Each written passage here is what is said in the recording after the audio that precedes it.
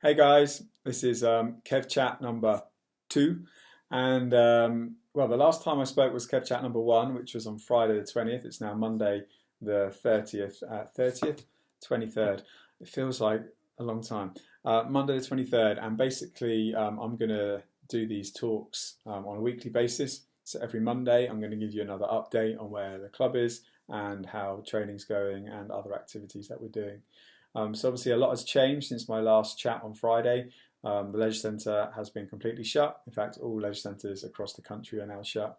And as a club, we spent the last few days reflecting as a coaching team and starting to think about things that we could do with all of you. We decided that it would be the wrong thing to suddenly start pushing out loads of activities and land work on various sources because again, there are no protocols there. We're not sure potentially of some of our members' ability to do land training and how much you may or may not have done before in the past. As you know, we have Gemma, who's an expert at land conditioning. She's our athletic coach at the club and looks after that side of things to do with S&C, etc. And we've been talking with her and as a team, and we've gradually over the weekend been focusing on a progressive plan over the next potentially 12 weeks or longer, where we can start to engage each squad on an individual squad basis, potentially a collection of squads, and then as the whole club, to try and get the most out of the next few weeks.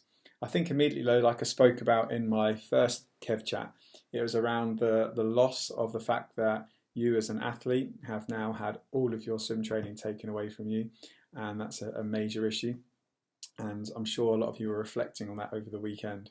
Now, the complete wrong thing to do is to suddenly think, right, I've got to replace that with, I used to do 9 swimming sessions a week, so I'm suddenly going to go and do 9 2-hour runs. Well, if you did that in the first week, well, 1, I'd be amazed, but 2, you're not going to be able to survive the second week because there's no progression there at all. Think back to the start of the season in September. We would gradually start to build up our training over the course of September. We'll gradually start to focus on progressive sets of volume, be very technical based to start to lay the foundations. Now, there's no difference here. Many of you will have comprehensive land programs with Gemma, certainly if you're in the senior performance squad.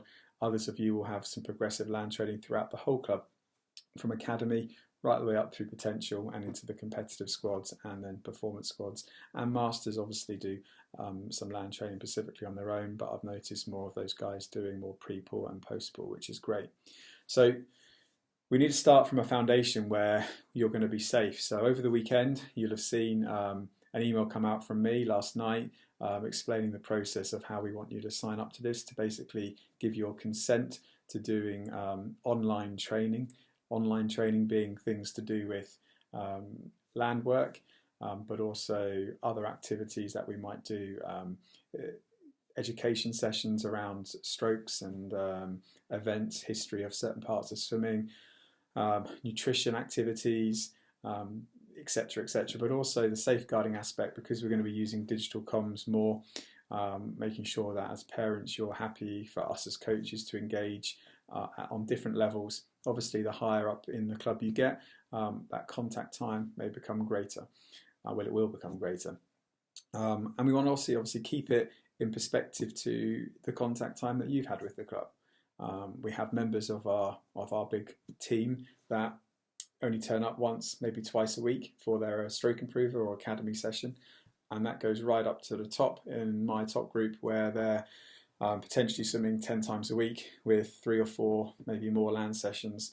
And so it needs to be very separate and different for all the levels in the program, because the wrong thing to do would be to put on generic stuff through the whole week, where we expect all swimmers to be part of that, because 1, you're not used to that type of contact time, but also secondly, you may not ever experience anything like that before, and it'll be the wrong thing to do. So bear with us, because we're starting to put plans in place, and you'll have seen that we've split the program into different groups, and the full-time coaches are going to be working with groups of swimmers, combining certain squads, etc. And where possible, some of the the previous volunteer coaching team that are not full-time may be getting involved if they want to. Hopefully they will, because they're obviously great coaches and an important part of our club. Now, moving forward, those coaches will start to engage with you and start to send emails and start to explain how we're going to go about these processes. If you're unsure of that, then please communicate directly with those coaches, or contact Swim Admin, or contact myself directly. Importantly, you need to sign up on the club system, because we're going to take your consent, and if you've consented, then we're going to be contacting you from that consent page. If you haven't set that up, then we're not going to be arranging land sessions for you or sending you links, etc.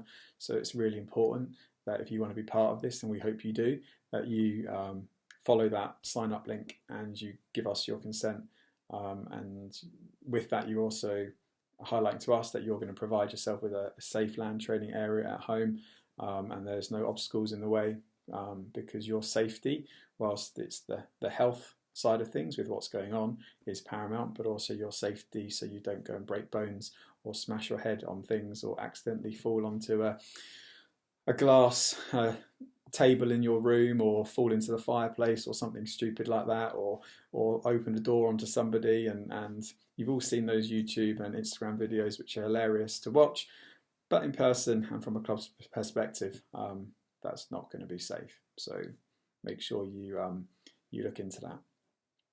I think as well, what's going to be really important moving forward is that you think about how, if you're certainly at school at the moment, how you're going to fit that in, because I know some schools at the moment are giving complete free rein to their students to do their schoolwork whenever they like. Other schools, and certainly other year groups, have been given, like, almost you have to be at school every day, but from home. So remote lessons, remotely setting things up, etc.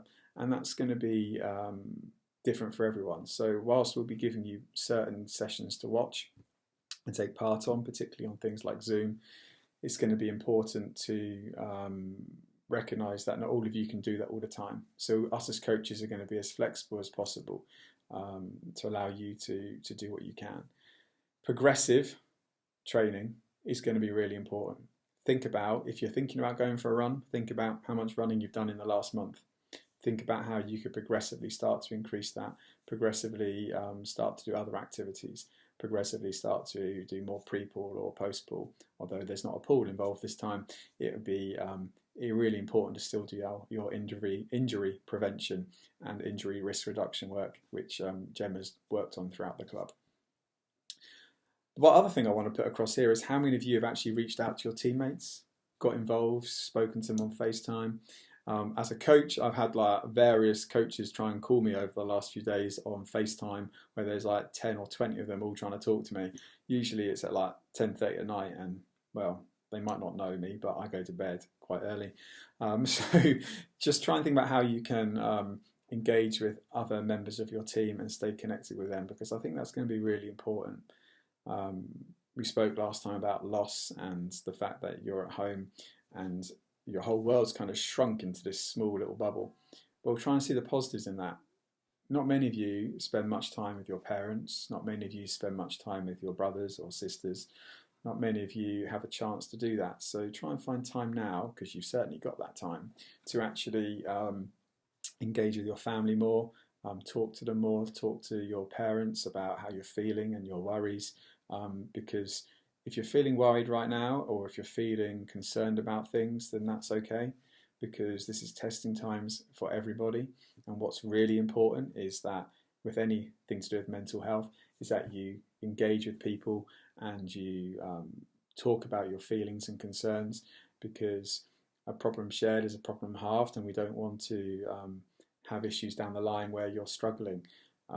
We're in this together, and we're in this together as a team, and it's really important that we keep trying to stay in touch, stay together, and progressively get through this. So I hope more of you are interested in getting on top of the remote training side of things. I think that's going to be essential to helping keeping you engaged and keep routine.